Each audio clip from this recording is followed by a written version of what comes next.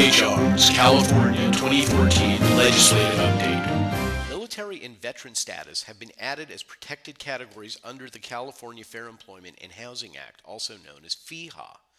Assembly Bill 556 amends FEHA to add military and veteran status to the list of categories protected from employment discrimination.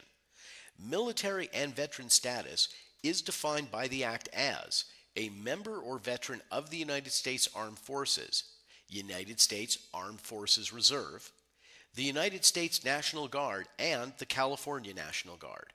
The new law provides an exemption for any inquiry by an employer regarding military or veteran status for the purpose of awarding veterans preference as permitted by law. There's been an expansion of employment protection for employees who are crime victims, including obligations to provide reasonable accommodations. Under existing law, employers are prohibited from discharging, discriminating, or retaliating against an employee who is a victim of domestic violence or sexual assault for taking time off from work in connection with court proceedings or to seek medical attention and other specified services as a result of these crimes against them.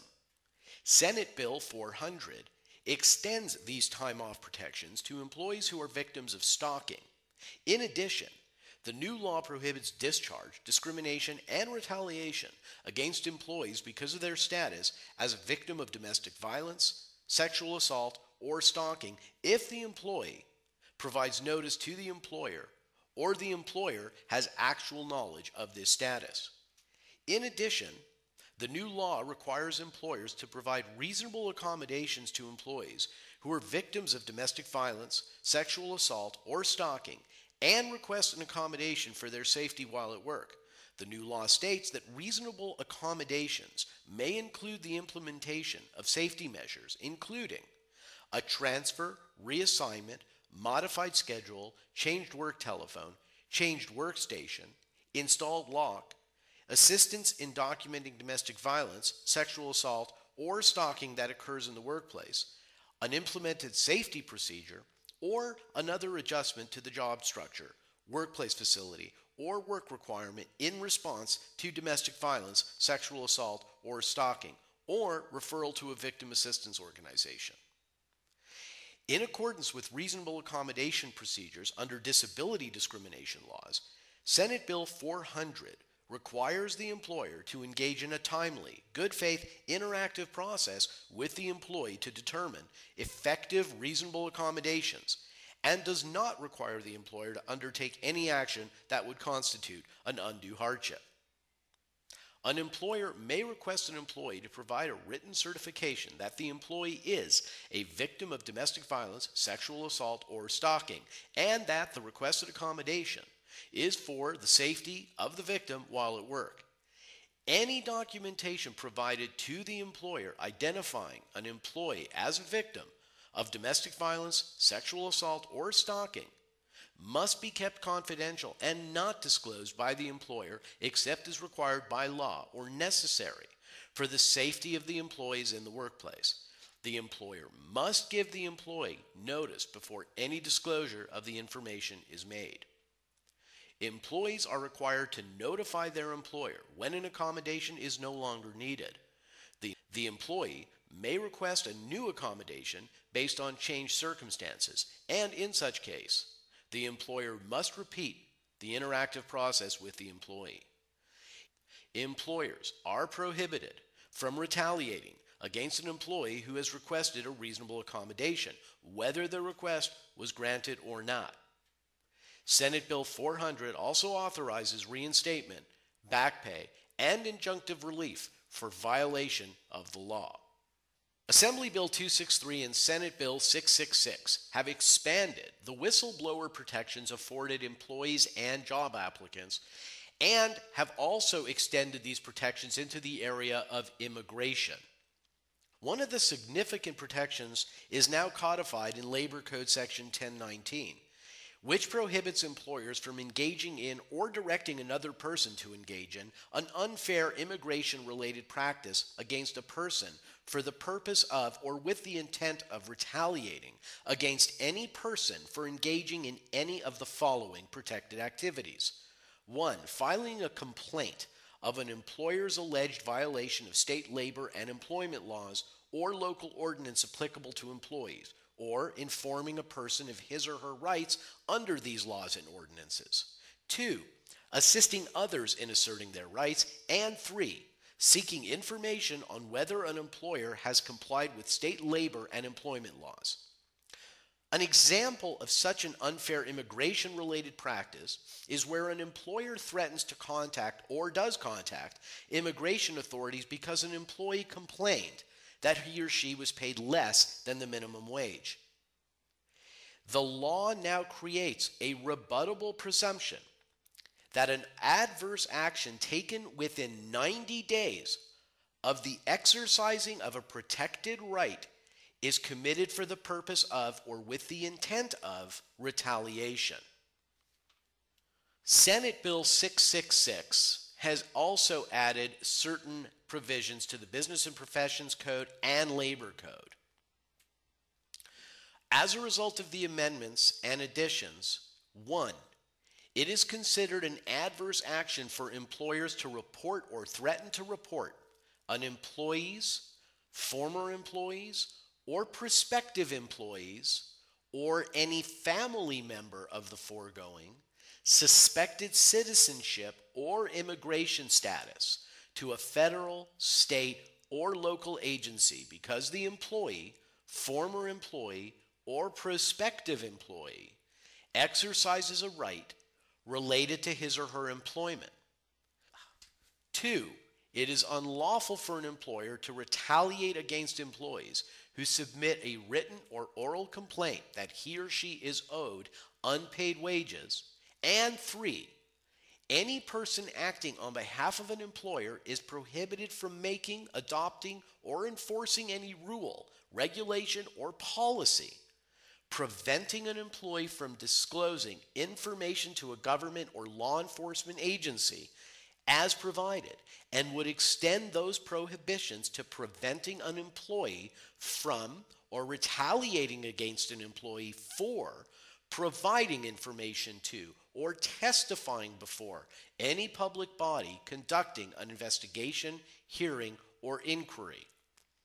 Section 1024.6 of the Labor Code was also added and prohibits an employer from discharging an employee or in any manner discriminating, retaliating, or taking any adverse action against an employee because the employee updates or attempts to update his or her personal information unless the changes are directly related to the skill set, qualifications, or knowledge required for the job.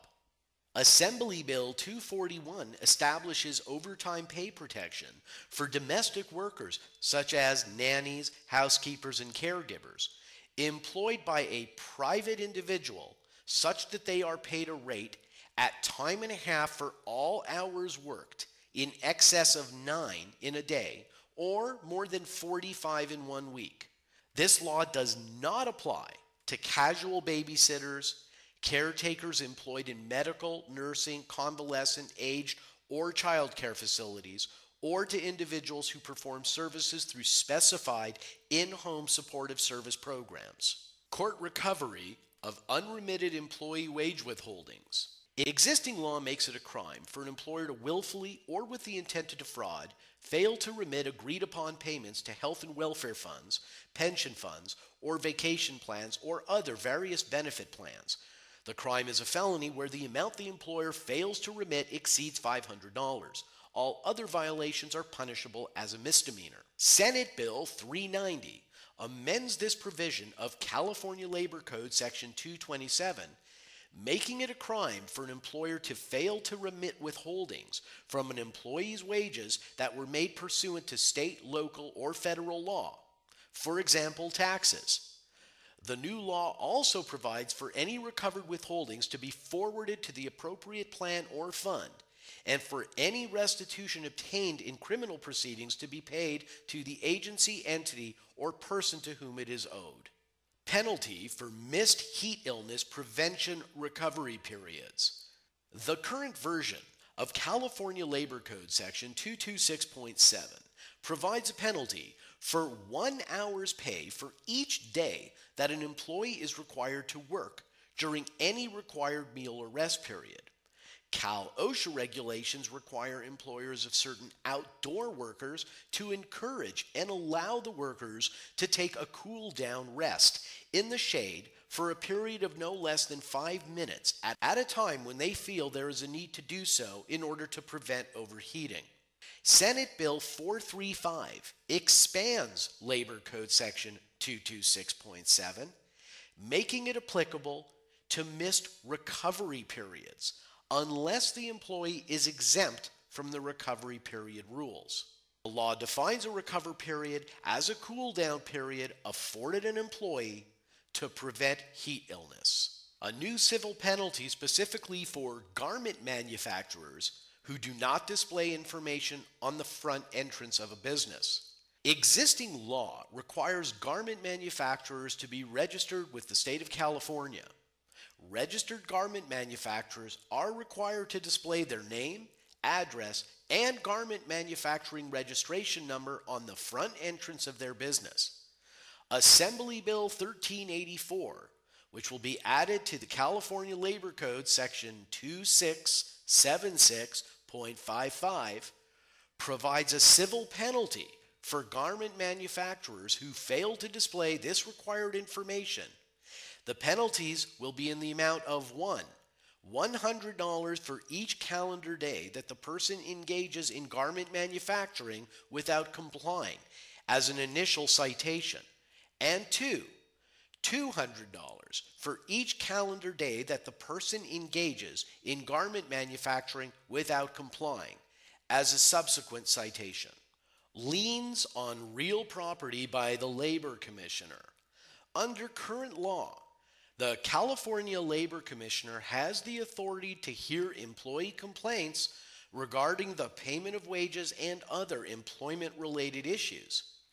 The Labor Commissioner is required to file an order, decision, or award within 15 days after the hearing on the employee complaint. Once the order is final, the Labor Commissioner is required to file the final order with the Clerk of the Superior Court. The Clerk of the Superior Court then enters judgment in conformity with the final order, which has the same force and effect as a judgment entered in a civil action. Assembly Bill 1386 amends existing law to provide that as an alternative to obtaining a court judgment upon the Labor Commissioner's order becoming final, the Labor Commissioner may create a lien on the employer's real property by recording a certificate of lien with the county recorder of any county in which the employer's real property may be located. Unless the lien is satisfied or released, the lien will continue until 10 years from the date of its creation. Fee award to prevailing employer in certain actions now requires employee bad faith. Existing law, with certain exceptions, requires a court in any action brought for the non-payment of wages, fringe benefits, or health and welfare or pension fund contributions to award reasonable attorney's fees and costs to the prevailing party, if any party to the action requests attorney's fees and costs at the time the action is initiated. Senate Bill 462 has amended California Labor Code Section 218.5 to make the award of attorney's fees and costs where the prevailing party is not an employee contingent on a finding by the court that the employee brought the court action in bad faith. The law does not apply to actions brought by the California Labor Commissioner. The law also does not apply to a claim for which attorney's fees are recoverable under California Labor Code Section 1194, which allows an employee to sue for unpaid or underpaid minimum wages or overtime and recover reasonable attorney's fees if they prevail in the action. San Francisco's family-friendly workplace ordinance allows requests for flexible work arrangements. San Francisco's new family-friendly workplace ordinance applies to employers with 20 or more employees and to those San Francisco-based employees who have been employed for at least 6 months and who work at least 8 hours per week on a regular basis. The ordinance provides eligible employees the right to request a flexible or predictable work arrangement to assist with care for 1. Children under the age of 18. 2. Persons with a serious health condition in a family relationship with the employee. Or 3. A parent age 65 or older of the employee. An employer must meet with an employee within 21 days of the employee's request and must respond to the request within 21 days of that meeting. If the employer grants the request, the employer must confirm the arrangement in writing. If the employer denies the request, the employer must explain the denial in writing that 1. Sets forth a bona fide business reason for the denial, 2. Provides the employee with notice of the right to request reconsideration, and 3. Includes a copy of that portion of the ordinance addressing the right to reconsideration. A bona fide business reason includes, but is not limited to, the cost of the change, a detrimental effect on the ability to meet customer or client demands, the inability to organize work among other employees, or the insufficiency of work to be performed during the time the employee proposes to work. A couple more laws that will be taking effect in July of 2014. 1. Increase in California's minimum wage. The minimum wage in California will go to $9 per hour beginning July 1st, 2014. Effective January 1st, 2016, the minimum wage rate will increase an additional $1 to $10 per hour. The definition of family under paid family leave has been expanded. Currently, the California EDD, through employee payroll deductions, provides for family temporary disability insurance benefits to workers who need to care for a seriously ill family member, specifically children, spouses, parents, or domestic partners. Effective July 1st, 2014, under Senate Bill 770, the definition of family member has been expanded to include a grandparent, grandchild, sibling, or parent-in-law. Employers should note that employee eligibility for PFL is determined by the EDD rather than the employer, and this law does not impact employee eligibility to leave rights under SIFRA, the Family Medical Leave Act, or other laws protecting the employment status of employees who take time off to care for family members. Holman HR's California 2014 Legislative Update.